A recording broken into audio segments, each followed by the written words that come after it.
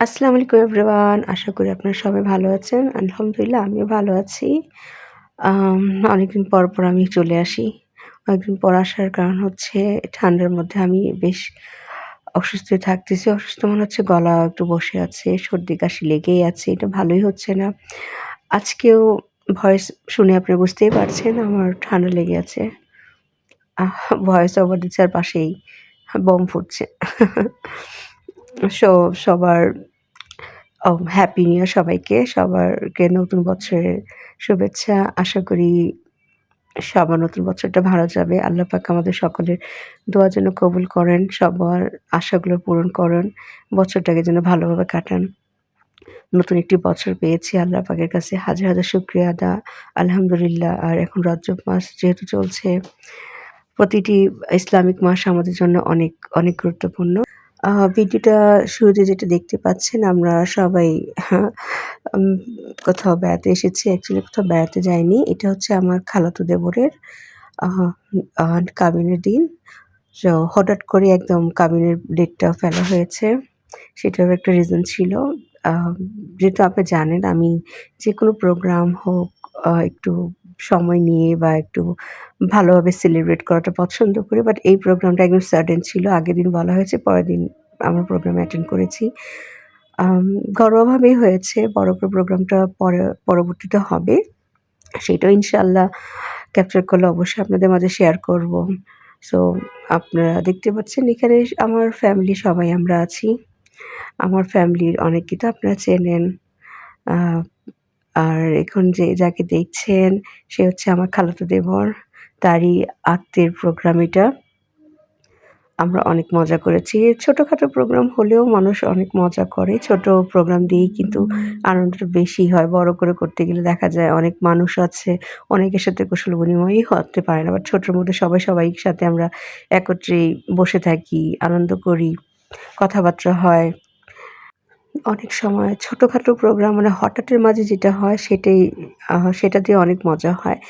আর যেটা আমরা প্ল্যানিং করার করি, প্ল্যানিং করতে দেখা যায় কোনো একটা কারণে সেটা যদি না হয় বা প্রপার ভাবে জিনিসটা না হয় তখন আর ভালো লাগে না। বাট হঠাৎের মাঝে যেটা হয় সেটাও অনেক ভালো লাগে। এটা অন্যরকম আনন্দ।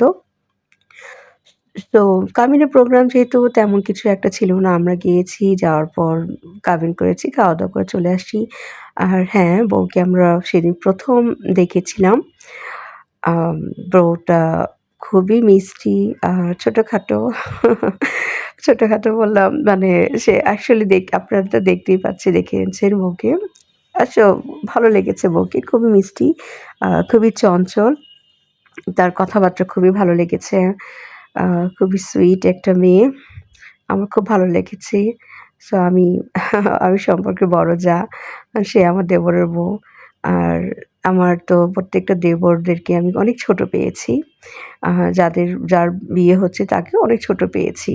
তারা দেশের বাইরে ছিল। ওখানেই বড় হয়েছে। দেন আবার দেশে এসেছে। তারাও অনেক ছোট ছিল আমার যখন বিয়ে হয় বা যখন এসেছে বাংলাদেশে তখনও তারা ছোট। আমার সামনেই তো তাদের বড় হওয়া। তো তাদের যতগুলো দেবর আছে, তাদের যতগুলো প্রোগ্রাম হচ্ছে সবারই প্রোগ্রামে আমি খুব এনজয় করি। আমার খুব ভালো লাগে। নিজেকে একটু বড় মনে হয়। আম মনে হচ্ছে অনেক বড় হয়ে গিয়েছি, অনেক ম্যাচিউরড হয়ে গেছি। আ রিলেশনশিপ এর মধ্যে মানে সম্পর্কের মধ্যে মনে হচ্ছে যে আমি বড়। এনিওয়েজ, সো নতুন বছর আপনাদের কার কেমন চলছে সেটা অবশ্যই জানাবেন। আর আমরা ভালোই আছি। আমাদেরও ভালোই যাচ্ছে। অনেক ব্যস্ততার মাঝে যাচ্ছে। আর বাচ্চাদেরও তো এখন রেজাল্ট দিল। আলহামদুলিল্লাহ আমার ২ মেয়ে অনেক ভালো করেছে। বরাবরই আপনি জানেন আমার বড় মেয়েটা সবসময় স্কুলে সে তো টপার। সো এবারও টপ করেছে। আপনারা দোয়া করবেন তার জন্য।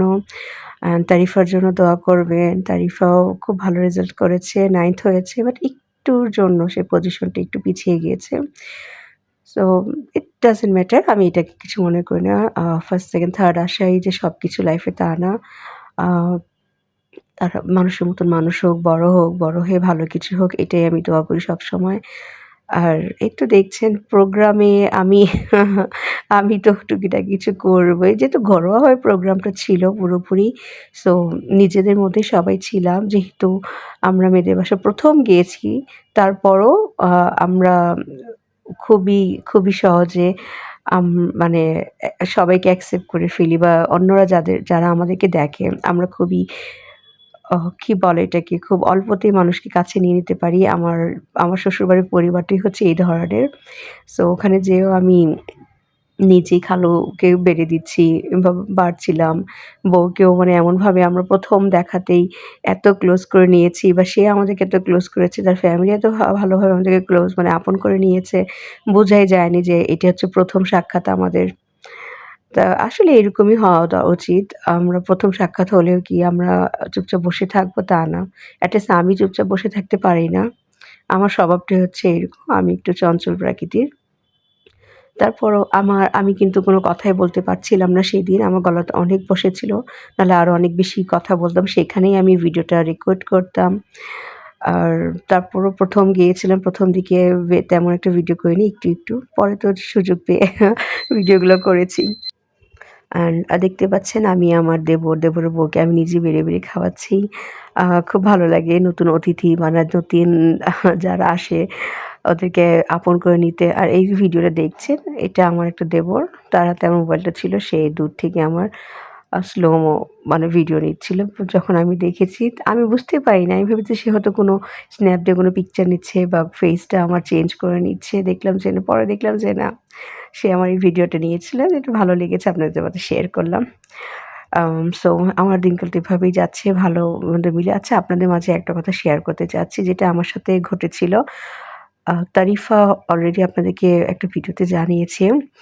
আ আমার মৌচাক থেকে আমার মোবাইলটা চুরি হয়ে গেছে। সো আপনারা অবশ্যই, অবশ্যই যারা এখন বের হচ্ছেন very, very be careful.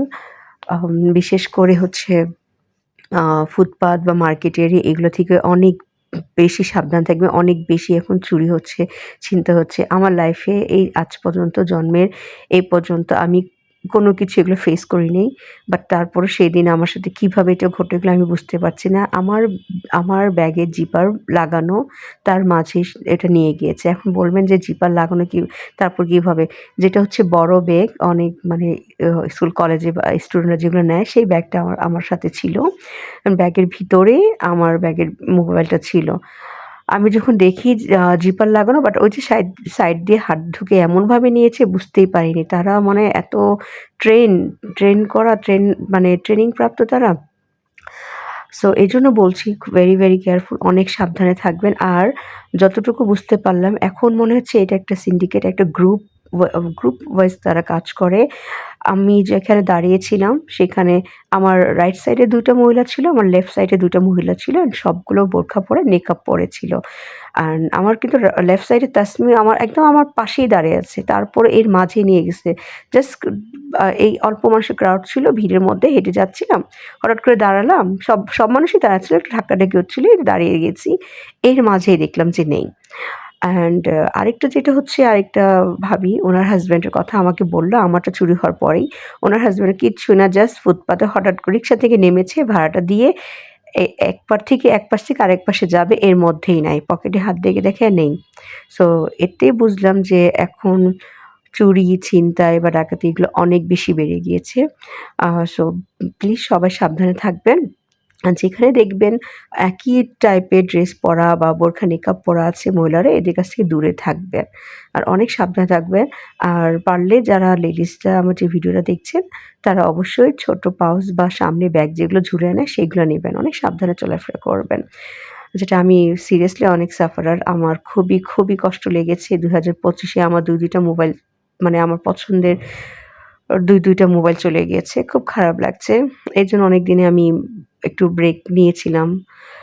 So after break ভালোও লাগছে।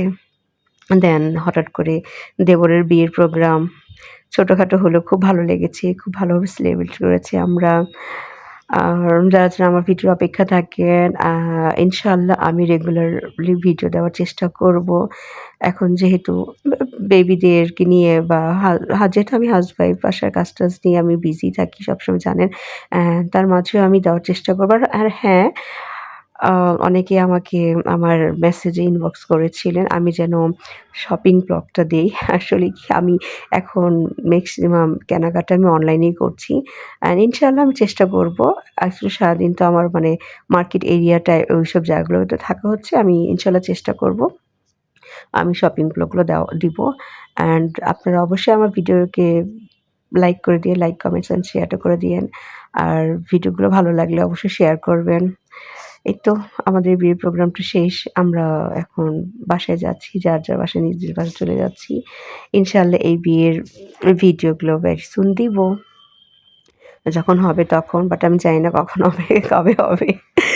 আ সো সবাই ভালো থাকবেন। আমাদের জন্য দোয়া করবেন। আল্লাহ পাক যেন সবাইকে ভালোভাবে এবং সুস্থভাবে রাখে।